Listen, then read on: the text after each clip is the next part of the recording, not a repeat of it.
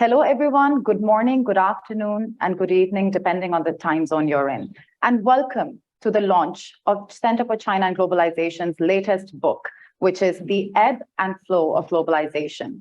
This book is a part of 5 books so far in the series of China and Globalization by CCG. A brief introduction: globalization is, of course, an unstoppable force. And given the high stakes at hand, stability, continued growth, and the future of our planet, it is more important than ever that China gains a deeper understanding of the world and vice versa.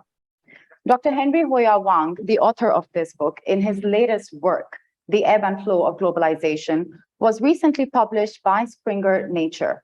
The book features a selection of his writings published between 2016 and 2021 by domestic and overseas media, a very decisive period in China's journey towards globalization and economic reform and opening up.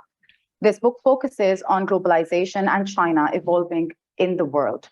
The essays center on 3 interconnected themes: China's remarkable development under its policy of reform and opening up, China's deepening integration into the global economy, and rise in an increasingly multipolar world, and the quest to reinvigorate global governance and multilateralism to address the pressing global challenges of the 21st century. It is one of the few works in English that looks at China and the development of globalization from the perspective of a Chinese scholar, and a Chinese scholar who indeed requires not much of an introduction at all. Dr. Huiyao Wang is founder and president of the Center for China and Globalization, a think tank ranked among the top 100 think tanks in the world. He is also dean of the Institute of Development Studies and of Southwestern University of Finance and Economics of China, vice chairman of China Association for International Cooperation, and director of Chinese People's Institute of Foreign Affairs.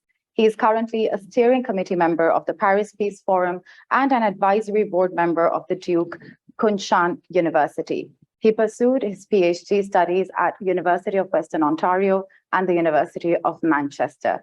He was senior fellow at Harvard Kennedy School and visiting fellow of Brookings Institute and an adjunct professor at Peking University. In addition to its top ranking as a world think tank, CCG also is a non-governmental Chinese think tank that has been granted special consultative status by the United Nations.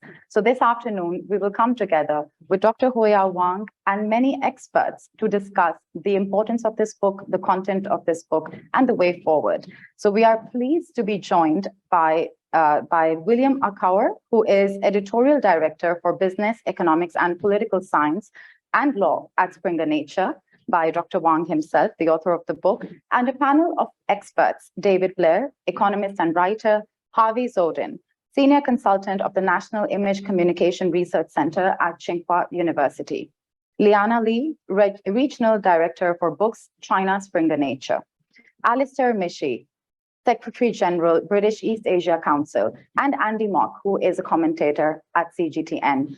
The discussion will revolve around how globalization will develop in the future, how will great power relations and the balance of power change in the 21st century, how China can promote multilateralism, and can regionalization and globalization eventually reinforce each other. And I will be your humble host for today, Zoon Ahmed Khan, fellow at the Center for China and Globalization. So now, without further ado, let's warmly welcome William Akauer for his welcoming opening remarks. Thank you, Zoon. Good afternoon, everybody. I'm William Akauer, Editorial Director, Business Economics, Politics, and Law from Springer Nature. It's nice to join you all virtually today from Singapore, where I'm based. Let me first thank CCG for the opportunity to say a few opening remarks to celebrate the launch of this 5th volume in the series China and Globalization, edited by Wang Huiyao and Lu Miao. This 5th volume, The Ebb and Flow of Globalization, Chinese Perspectives on China's Development and Role in the World, is authored by Wang Huiyao himself. The book features a chronological set of articles composed by Wang Huiyao over the course of 2016 to 2021, covering a range of topics related to China's development and its globalization. The volume is divided into 3 parts, with section 1 focusing on China's domestic development, Section 2, looking at China's rise and external relations across the world, and Section 3, exploring the strains in our current system of global governance and what we all need to do to reform and innovate in this 21st century. I'd like to focus briefly on Wang Huiyao's introductory chapter in this new book. The introduction features a personal account from the author about the dawn of China's opening up and reform. Readers experience the excitement and enthusiasm of the opening up and reform during the late 1970s directly via the author's own personal experiences and dreams for a bright future.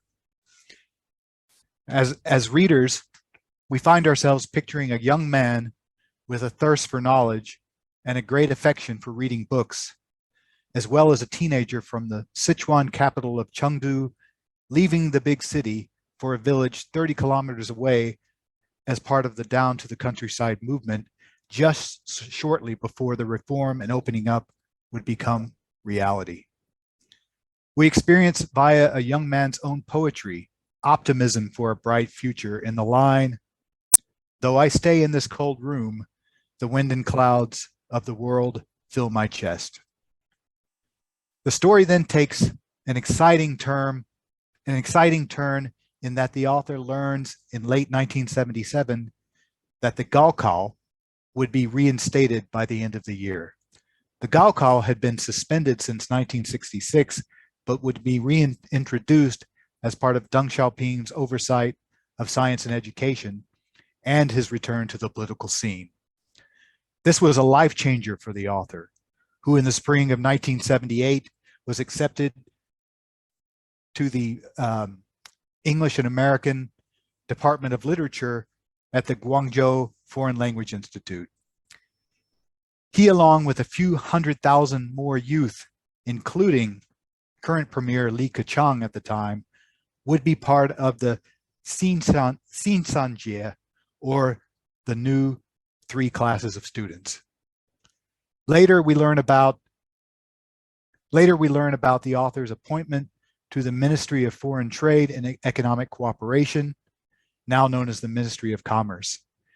During those early days of the reform and opening it up, the author experienced a particularly exciting period in which he could make a difference himself in terms of international commercial development for a rapidly developing China, but also he would discover the groundwork and foundation for the private think tank he'd established nearly three decades later, the Center for China and Globalization. Like the chronological sequence of Wang Huiyao's articles from 2016 to 2021 that feature in this volume, the introductory chapter also tells the story over a definite time span. From the excitement of the reform and opening up, to the economic miracle of China's development, through the global financial crisis, all the way towards the current geopolitical challenges across the planet we face today, Wang Huiyao tells his own life story. I'd like to thank him on the publication of this new volume, which will be yet another terrific contribution to the series, China and Globalization. Thank you. Thank you so much, William. And thank you, especially, understanding the context of this book, also the context in which Dr. Wang began the journey of starting a think tank that is indeed helping people understand China in a better way. So now, without any further ado, let's welcome Dr. Wang Huiyao to understand the book in a deeper way. Okay, great. Thank you, Zoom. And I know that you're also doing your doctor studies at Tsinghua University. I would very much like to thank William Archer and, of course, our old friend now for Springer Nature's support of the China and Globalization series, and also to Dr. Li, the China director for Springer Nature as well, but also the distinguished scholars that we had today from Harvey, those in Europe, and David Blair, and also Andy Mork, and also other online friends. So I'm very pleased to have this opportunity to present our latest book. Of course, you can see we have a 5-series book now, and this is the 5th book of the China Globalization series, which I think already had a worldwide download over 2.4, 2.5 million already, and thanks to Springer Nature's a great support. And also I think it's really something CCG is very proud of, to provide some unique perspectives that gather the opinions from all over the world and experts, top leaders, to give their perspective. So for the book today, I'd like to maybe give a little PPT to give some introduction of my latest book. So I called it The Ebbs and the Flow of Globalization, which means, there's ups and downs, there's a trend that we have to watch. So this is really Chinese perspectives on China's development and role in the world. And so this is, we are launching this book officially today. We've been soft launching for some time, but this is really official launching, and really we are still at the crossroads of globalization, and I think this is really one of the 5th series, a part of this series, the 5th book of this series, which is personally contribute to that. So I think that the Chinese perspectives on China's development and roles in the world is a comprehensive view, probably, of the China-related policy issues. So this book primarily focuses on globalization and China's evolving role in the world, offers some unique perspectives on really a turbulent period that began with Donald Trump's election and ended with the outbreak of the COVID-19 pandemic, which is still, we haven't gone through that completely. So this period, I would describe that in the last 5 years, saw a global landscape reshaped by China's continued rise, intensified great power competition, obviously, and public health crisis that changed the way how we live today. I would say this book actually selected almost 60 articles, op-eds, and papers I published from 2016 to 2021 for a number of domestic and international media, of course, including the Beijing Review and Bloomberg, China Daily, CGTN, Financial Times, Global Times, Indian Express, Munich Security Conference, South China Morning Post, many of them. I have a volume actually published regularly at South China Morning Post, and also other think tanks like Wilson Center, World Economic Forum, and many more. Of course, recently I also contribute articles to the New York Times, to the Economist, and so we hope that we can put in our next book. But again, I think we take 5 years as a very intensive period of time. Our reflections, our viewpoints. So we see those changes, turning points, progress, and setbacks in the geopolitics and economic cooperation and global governance. So that's why we call it ebb and flow of globalization. So basically, this book is divided into 3 parts with 11 chapters in all, and each part focuses on different aspects of CCG work and stories of China and globalization. So the part 1 is Vectors of Chinese globalization. Basically, we give a description of China's remarkable development and its policy reform and opening up.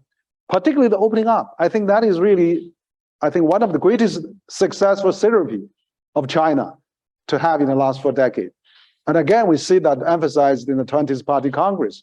China's door will open wider, and we're going to seek high quality development rather than high speed. So I think this is really China's globalization is pushing forward with this high quality and continuous open up.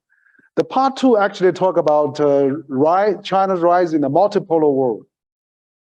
Since the Second World War, since the Bretton Woods system in the 1940s set up, we see a world is used to be China, used to be US and the Soviet Union, and then for a long time was a US dominated the world.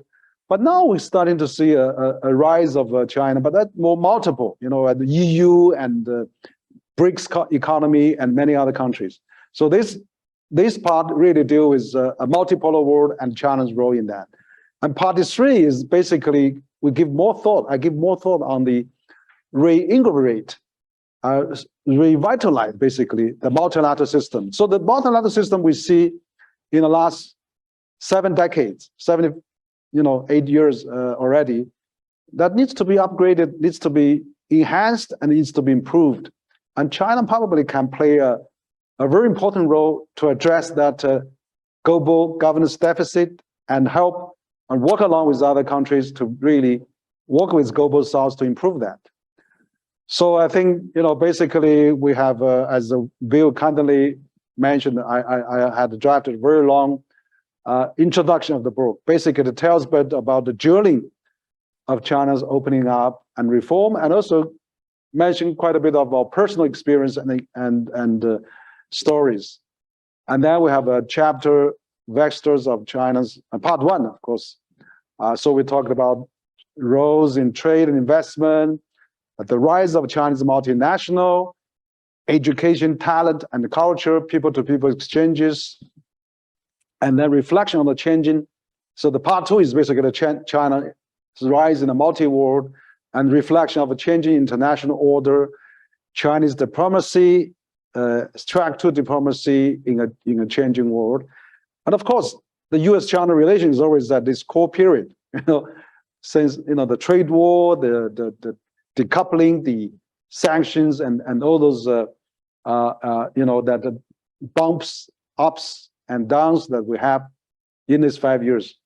And China's roles in a more integrated Asia, we see RCEP, we see CPTPP is making, and of course, China-EU relation is very important that we need to continue to strengthen the cooperation.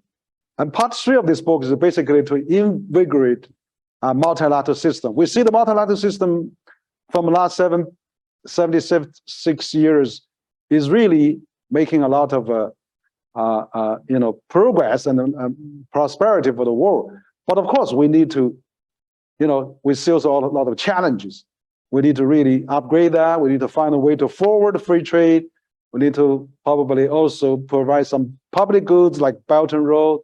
We need to work with all the P3W and gateway, Euro gateway to the world. So we have to work together. So I think this book is really an interesting one, provide a lot of our research and our viewpoints for our contemporary world.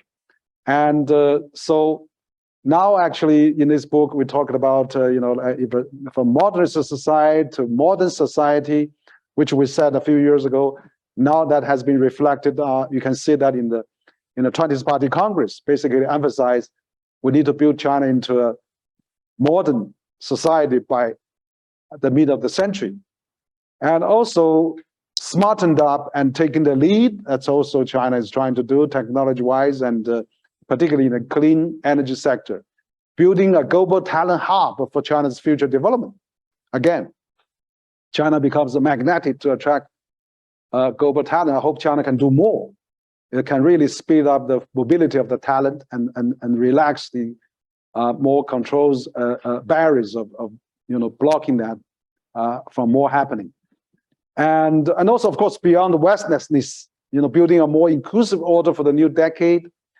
And China-US relation at 40 different dreams, shared future, looking back and beyond the Merkel era, which we see a new German Prime Minister Scholz now in place. And also why China should lead the mission to save alien WTO and revive multilateralism. China is the biggest trading nation in the world. China should play more role to promote WTO to be more successful. And of course, build back better. How can be more work together with US and EU on Belt and Road and AIB on global infrastructure. And not only just competition, but we have to really do more to cooperate. So this is really a nutshell of our latest book, The Ebbs and Flow of Globalization. But I'd like to take this opportunity to mention again, this is already the part 5 of our series book. This is, the series book which we have published by the Springer, has really provided a balanced global perspective by gathering views of highly influential policy scholars, practitioners, opinion leaders from China and around the world. So we have 5 books in a row, Basically, the first one is consensus or conflict. This is really very highly downloaded, very highly watched, gathered 37 world-renowned experts around the world. And then the second book that we edited is The Asian 21st Century, authored by Kishu Mahbani, a well-known scholar, famously internationally. And this book surprised all of us, has more than 2 million downloads worldwide. And again, also, this is a great book of the series. The third book, China and the World in a Changing Context, Perspectives from Ambassadors in China. We actually invited 27 ambassadors in China.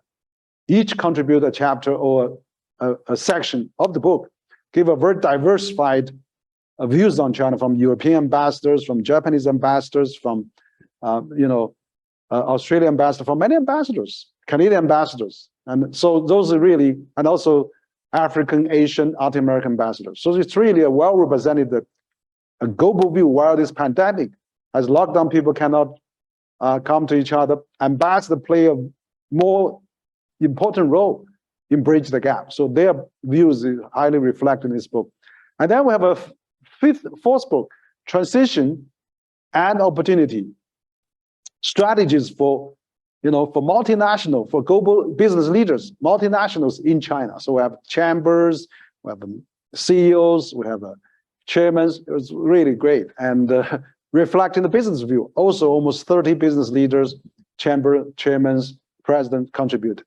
And finally is the book we released today, The Apples and the Flow of Globalization, which reflect the CCG's view and my personal view. So this is really a great book series. So on top of that, we actually, maybe we can predict a little bit. We also have a CCG Global Dialogues coming up. In the past 2 years, we have done a number of global dialogues with global opinion leaders from, Professor Graham Allison, Joseph Nye, Thomas Friedman, Larry Summers, Angus Deaton, Martin Wolf, John Thornton, Pascalami, and Larry Summers. You name it. We have so many of them. And this book is coming up again. So Understanding Globalization, Global Gaps and the Power Shifts in the 21st Century will be published by Hargreaves, and this is coming up. So I'm going to do a little advertisement for our next book. This is also edited by me and Dr. Miao. Out of CCG, we gathered about 17 prominent global scholars and leaders, opinion leaders' views for our dialogue. Basically, I was in a dialogue with them in the last 2 years during the pandemic, since we can't meet each other. So I hope this is a good book that we're going to launch very soon. So again, thank you very much for introduction of our book. I hope that we have a more introduction. Would like to hear our leaders, our scholars. Thank you again. Thank you. And also our audience and our viewers that are going to see this launch. Thank you. Great. Thank you, Dr. Wang. And indeed, at CCG, we do believe that globalization is the ultimate common value. As scholars, as think tanks, we are trying to promote a vision and a view that helps unite different perspectives. And when in this book, as well as our experts will later comment, the ebb and flow of globalization, we are understanding a country's journey that has been remarkable, and that is encouraging different regions of the world rise to the occasion and think about clear solutions in a world where we clearly need to address many shared challenges. So to discuss this and more and their specific views on the book, let me firstly welcome David Blair, who is economist and writer. David Blair will share his perspective on the book and maybe help our audience understand better what is the key message that the book is communicating.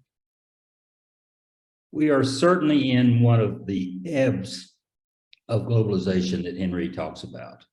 I would say we're in an extreme ebb. This is a time when many people and governments around the world are opposing the idea of globalization. And I think his book is a very timely and much needed reminder of the benefits that millions, billions of people around the world have received from globalization. Like William, I especially enjoyed the news section where Henry discuss the impact of reform and opening up on his own life. This is a great illustration of the profound improvement in millions of people's lives within China, brought about due to globalization, a fundamental change in the way people have lived. Essentially, almost everybody in China has benefited from not only reform and opening up, but globalization more broadly. Also in that chapter, as a probably naive foreigner, I had always thought the idea of being sent to the countryside didn't sound so bad. You know, it sounded sort of romantic and interesting. And Henry's description of what life in the countryside was like in the 1970s was very deep and very sort of moving. And I spend a good bit of time in the countryside in China now, and I see the way people live, and it's nothing like Henry described in the 1970s. Life is pretty good. They live in good houses. They have plenty of food to eat. They have opportunities for advancement, many of them. So I think there's been a big improvement in the lives of the Laobaixing, the ordinary people in China. Not only the scholars, but also sort of the ordinary people have much, much better lives because of a long, long process of reform tied with opening up. And I want to stress it's the process that mattered. It was reform tied with opening up. I strongly agree with Henry's point that appropriate reform has to be tied with opening up. Many developing countries have had very bad experiences with opening up because they didn't tie it with reform. The reforms and the process of sequential opening and sequential reforms tied to the opening up are essential to making it work for countries that are coming out of a developing situation. In the United States now, and I think in Europe similarly, there's a lot of opposition to globalization. But I don't think globalization is to blame. I think during the past 30 to 40 years, there have been a lot of bad reforms in the US, which I know most deeply.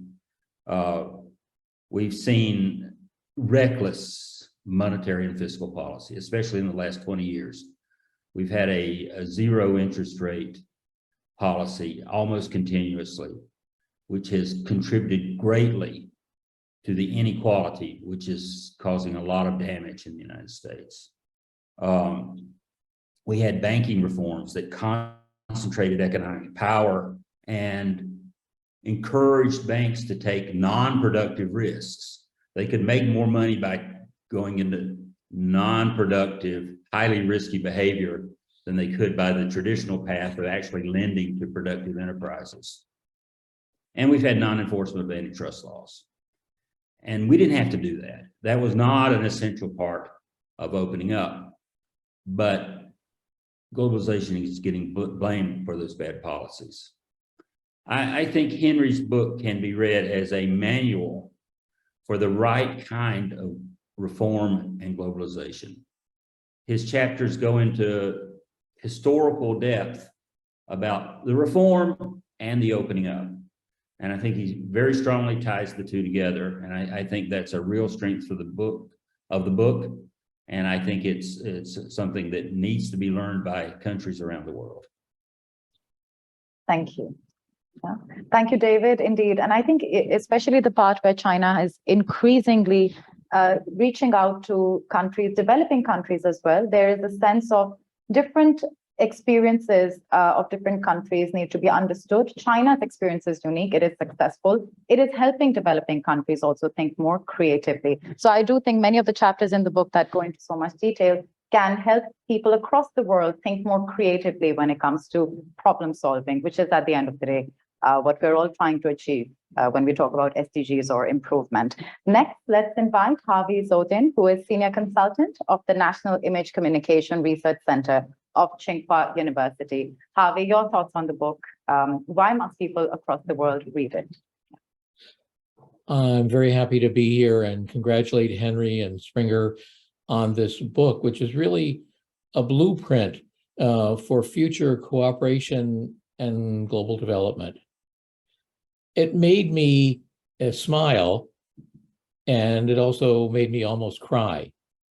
It made me smile because when most of these articles were written a few years ago, there was great hope for bilateral cooperation between US and China and the EU and China.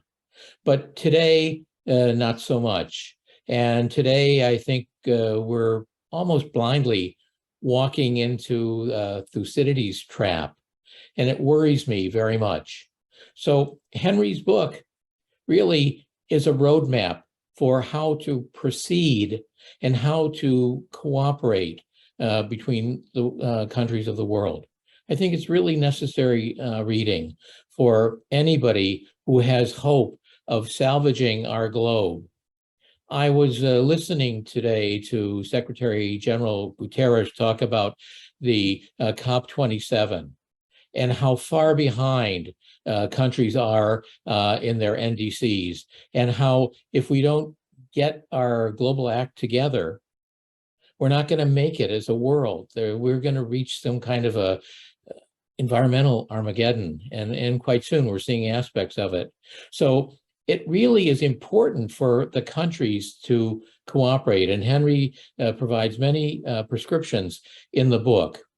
Now, one thing that bothers me is that I was on a Zoom call through the Council on Foreign Relations the other day with John Kerry. And John Kerry said that the US and China are still talking about the environment, but there are no active cooperations going on at the moment. We really need those. We don't have time to play political games when the future of the world is at stake. And I think there's both the pluses and minuses to the positions of the countries involved, but we have to get with the program. And so this book, even though maybe at the moment it seems overly optimistic, is a great roadmap for the future and for the present, actually. And I have to say that I learned a lot about Henry from the book, his personal background that others have mentioned. And I think he's a mirror of the Chinese dream and of the changes in China at China's speed that we've seen over the last generation. So I think it's must reading for anybody who can afford to be optimistic or wants to be optimistic and provides a roadmap for the future. I'm really happy to have read this book from cover to cover. Congratulations, Henry. Okay, thank you, Harvey. And yes, indeed, it does provide. So for our audience worldwide, this book, this important perspective does indeed, like Harvey Zodin pointed out, provide the right roadmap for a future that is better towards deeper cooperation, and one that can understand that our challenges are indeed shared. So how do we solve them? This book can give us the key guidance towards that goal. So now let's invite Liana Lee to give her comments. She is Regional Director for Books, China, Springer Nature. So Liana Lee, your thoughts on the book. What are the important messages in this book from your perspective? Thank you, and good afternoon from Beijing. I am extremely pleased to attend the book launch of this fifth book by Dr. Wang Huiyao in the book series, China and Globalization. No need to say that this book series has been a phenomenal success among all book series that we publish, not only from China, but from other places that Springer Nature operates in.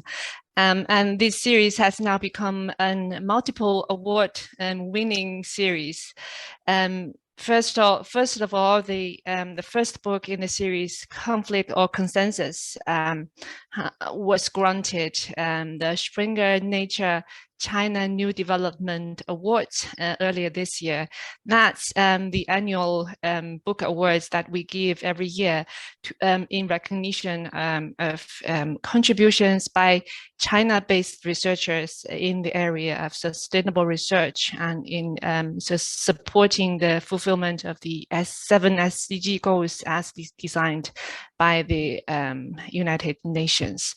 And later, the responsible editor for this book, Emily Zhang, has won a fabulous employee awards among Springer Nature research publishing editors for producing impactful contents.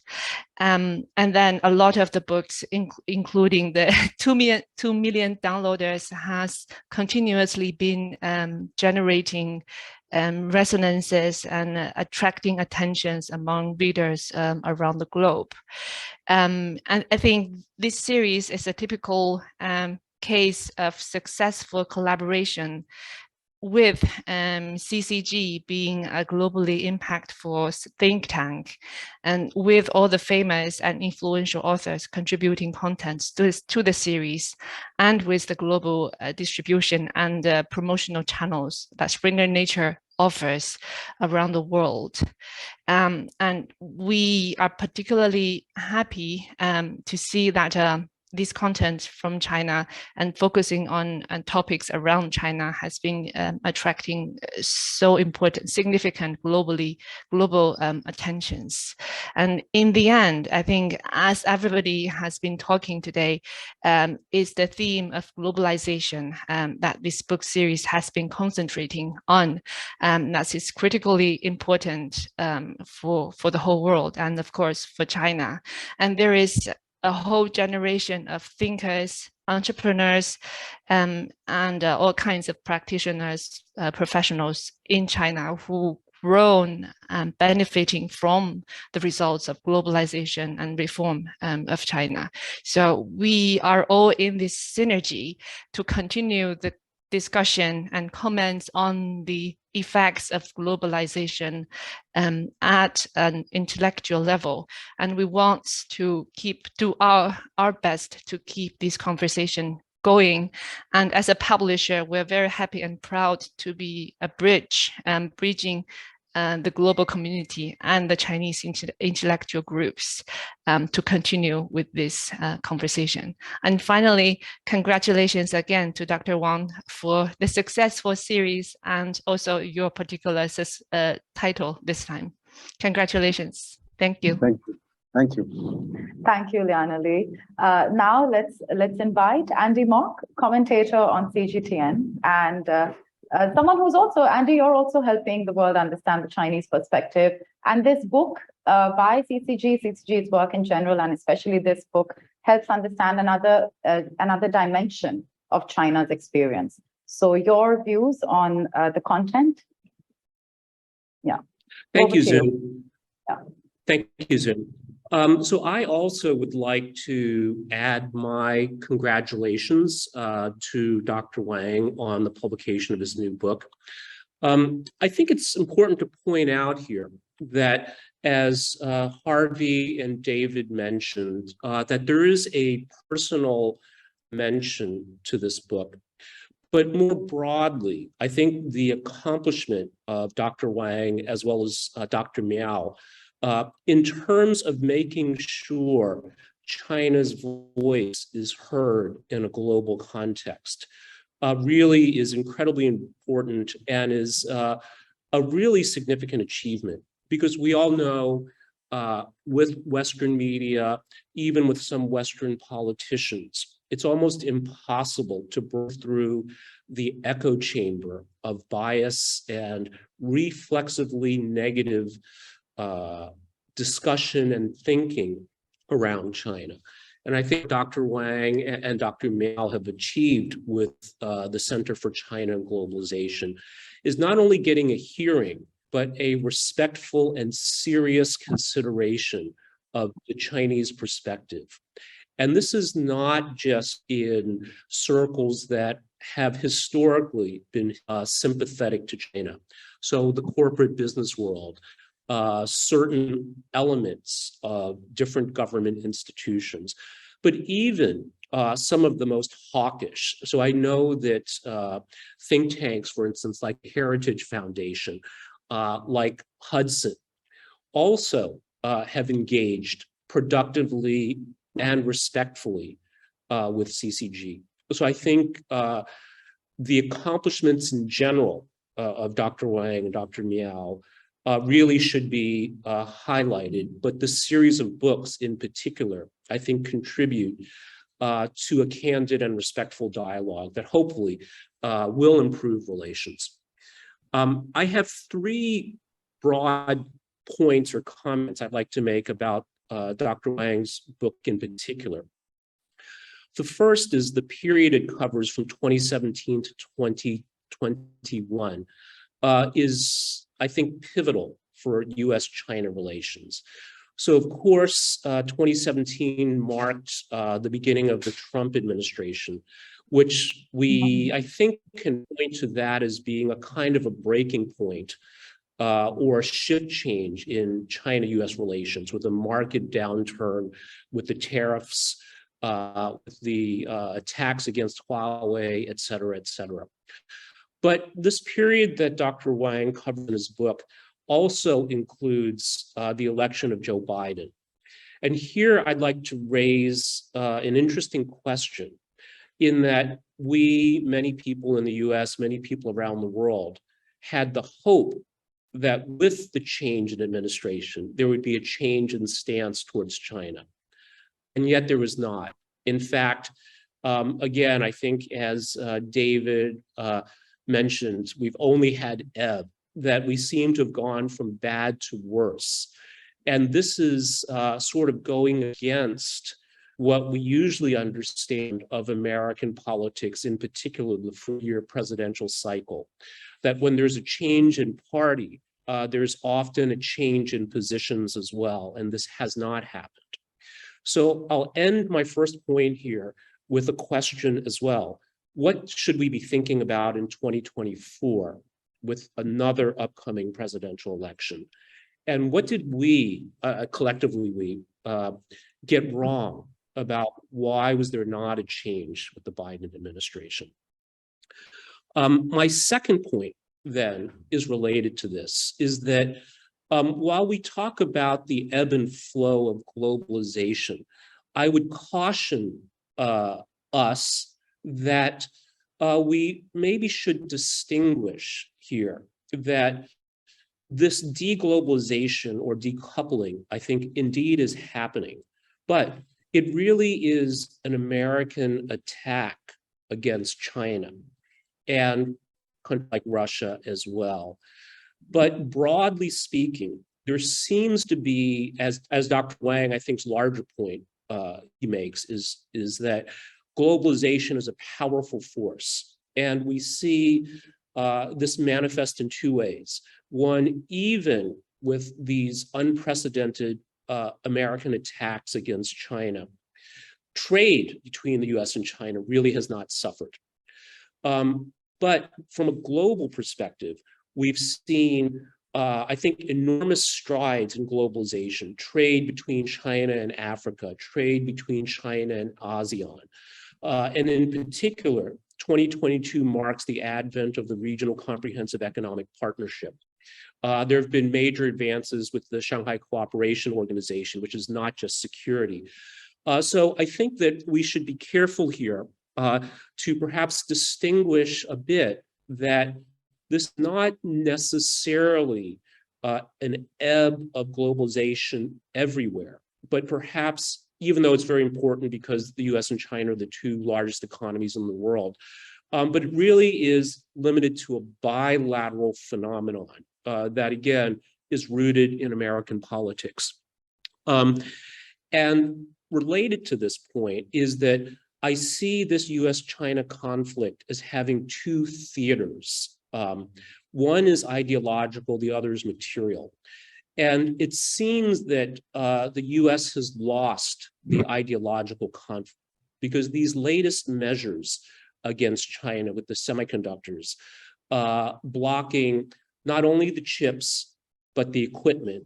Not only equipment, but labor or talent flow is unprecedented. And combined with the CHIPS Act, we really can see this as clearly industrial policy. And the American position from an ideological perspective is that the American system works better. Free markets, multi-party, two-party democracy is inherently superior as an ideological moral system. And I think what we've seen is the US has abandoned that. So now the question mark is materialist, meaning that which country, which system will ultimately prevail on a material basis, because the US has surrendered the ideological ground.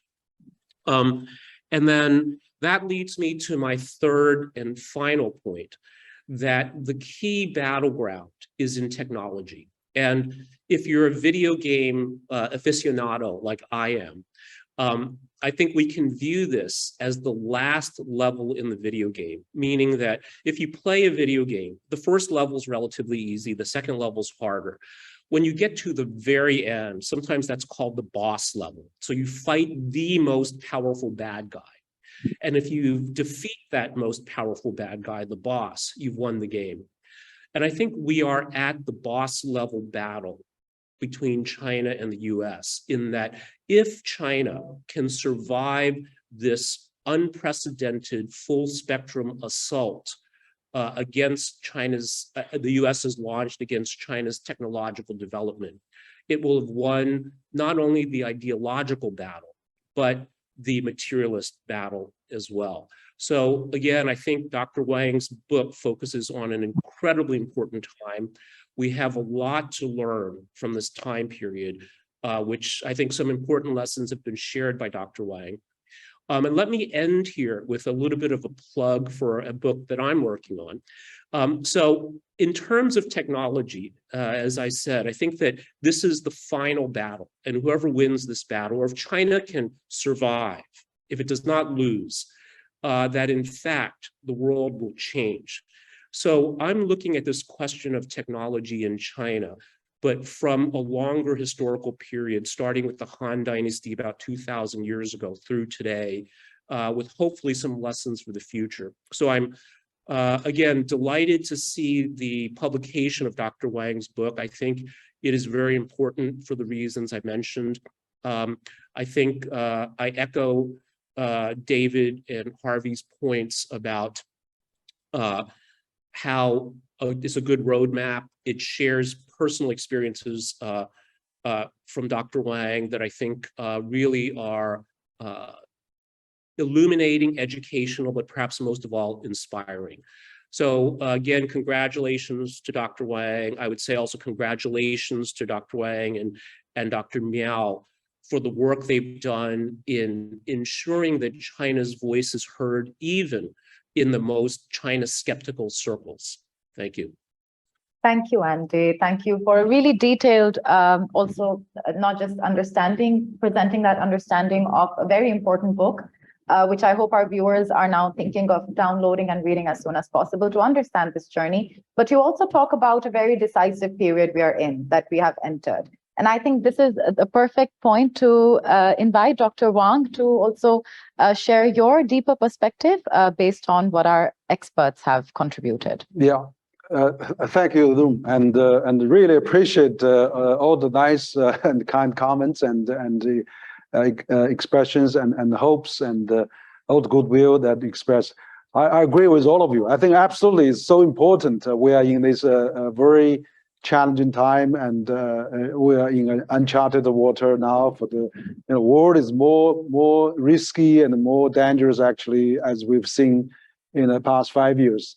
With the Ukraine-Russian war broke out, and the world is in really in a much better shape now than used to be. So we have to be extremely careful. So I think our book is really wants to be a bridge builder and be really get more message across, and then try to promote a better understanding of each other. I think the same is for the Springer Nature. The world-renowned publisher, which really doing a lot of great job like that. So CCG at the think tank, we really want to promote scholarly changes, including our series book. Like Dr. Lee mentioned, we had 5 books that in this respect. Of course, this last volume is our personal think tank perspective, but the first 4 are from a variety of scholars, ambassadors, business executives of all over the world. So we really want to promote understanding and then really, solve the issues, maybe help solving the issues of mistrust and also the misunderstanding. And this is so important, particularly after almost 3 years of isolation and separation of pandemic that prevented us. CCG actually conducted the track to dialogue tour to the U.S., to France, Germany, European Union, and of course Asian, Singapore, South Korea. We're actually going to make more such physical exchanges, not only on the books, on the Zoom, but also physical exchanges. So again, I just want to thank all our scholars, our publisher, for this really great support. And I think your view is really well reflected for how the international community wants to have more peace and more dialogue and more communication. And our series of books, and including this one, Ebb and Flow of Globalization, is exactly just to do that. So again, I want to thank all of you. Appreciate all you taking time to really share your great views, and particularly to our publisher for really give a lot of attention to our book series and including this book. Thank you. Thank you. Thank you, Dr. Wang. Now let me invite William Akawa. Maybe you can also share some concluding thoughts on basically, obviously, the importance of this book. We are, as Dr. Wang also mentioned, as a think tank, and the series we are talking about China and globalization. The purpose is to improve understanding, and to not only improve, but also further make globalization more inclusive. We are trying to tell China's perspective to the world to help us bridge the gaps and also improve cooperation. So maybe in 1 or 2 minutes, if you can give some remarks, what is the significance of this book, and how can this message be shared in a more effective way moving forward? Thank you, Zun. Thinking about the speakers today, I think they all touched upon it, and I think people use the word recipe or the word roadmap, and this is, I think, in many ways what this book is, explaining what globalization is and what it.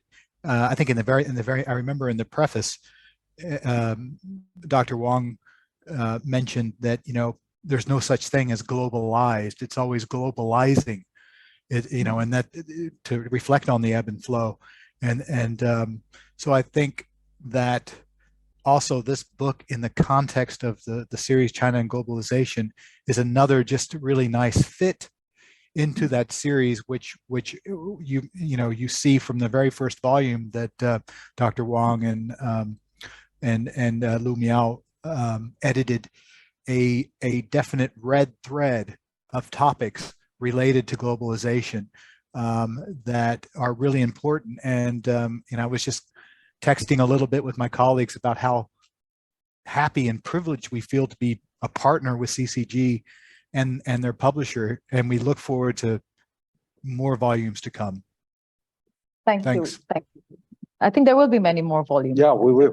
Okay. And let's invite David Blair, the most important message in this book from your perspective. I think that we're already in a highly, highly dangerous situation for the world. I can't think of any more dangerous period during my lifetime. Maybe even going back to the early 1980s, when there was a lot of fear of war in Europe that easily could have become nuclear. And economically, we're in a highly uncertain period.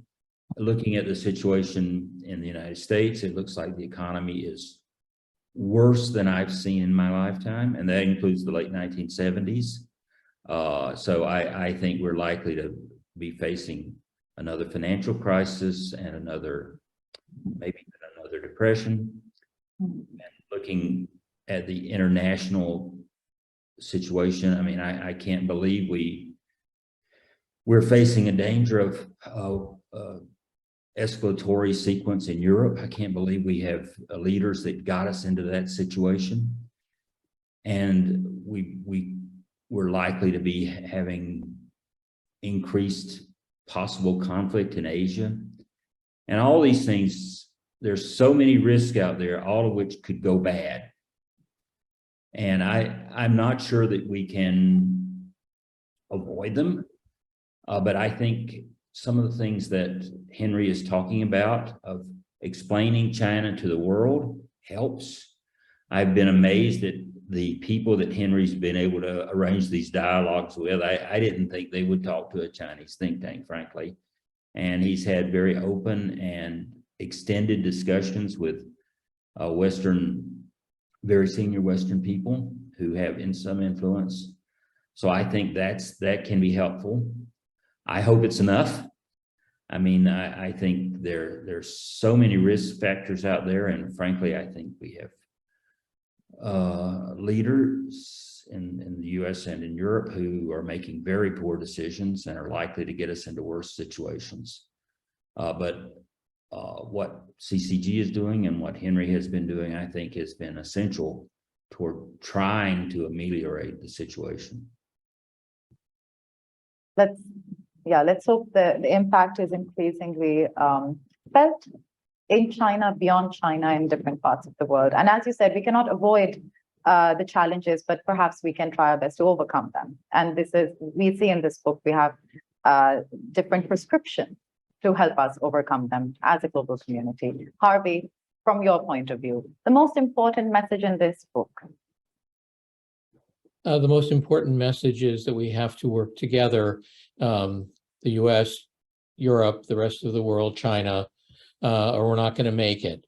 You know, Albert Einstein was once asked what weapons were going to be used in World War III. And he said he didn't know, but he was sure that in World War IV, the weapons would be sticks and stones. And frankly, I think Einstein was overly optimistic. So if we take anything away from this book, we have to redouble our efforts to try to work together in terms of globalization and international cooperation. Now, there's no system of government that's perfect because we live in an imperfect world. But we have to overcome our differences or we're not going to be here. And that goes for the environment.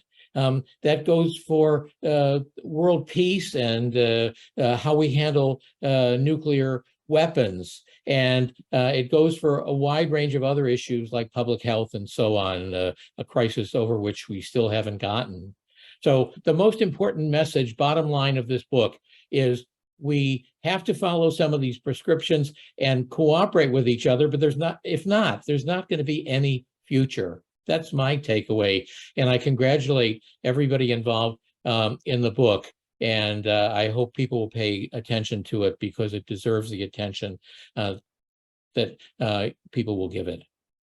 Thank you, Harvey. And Liana, from your perspective, I mean, there's so many, there's interest, as you mentioned, in this perspective and an important perspective from China. It is a constructive way to look at the future, encouraging different stakeholders, multiple perspectives to come together and resolve outstanding issues. So from your point of view, Liana, why is any significant message that this book is obviously sharing that would resonate with a global audience? Well, first, as a Chinese, we should be grateful for the sense of peace and prosperity in the past half century, but we should not take it for granted, no longer take it for granted. And to continue it requests wisdom and courage. And in all trades and in all business, there is a part of every of us to contribute and to be effort for. And I'm happy to be part of this. Thank you, Liana. And Andy, concluding remarks. Any your thoughts, final thoughts, the most important message? Yeah, I don't think there's too much I can add to, I think, what's already been said. But maybe what I can talk about is the book itself as a book. In that, I think to reduce the strategic mistrust, increase mutual understanding, we have to think about it like it's kind of like advertising. And there's an old saying in the advertising world that a potential prospect has to see an ad 20 times before they act. So the first time you see it, you completely ignore it. The 10th time, you might remember it. The 15th time, you think, maybe I should buy it. And it's not till you see it the 20th time that you actually go to the store and buy the product. So I think that by having a book, it's working when Dr. Wang isn't, meaning when he's not meeting with people, talking on media, but it also is able to help reinforce the message. So I think it's very, very important as another channel to create greater understanding.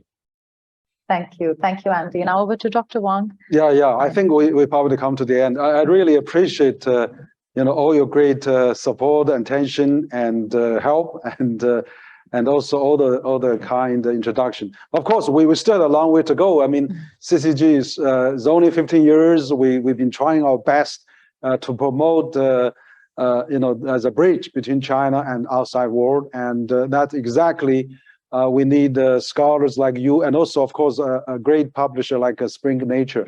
So once again, I appreciate all the attention and all the support.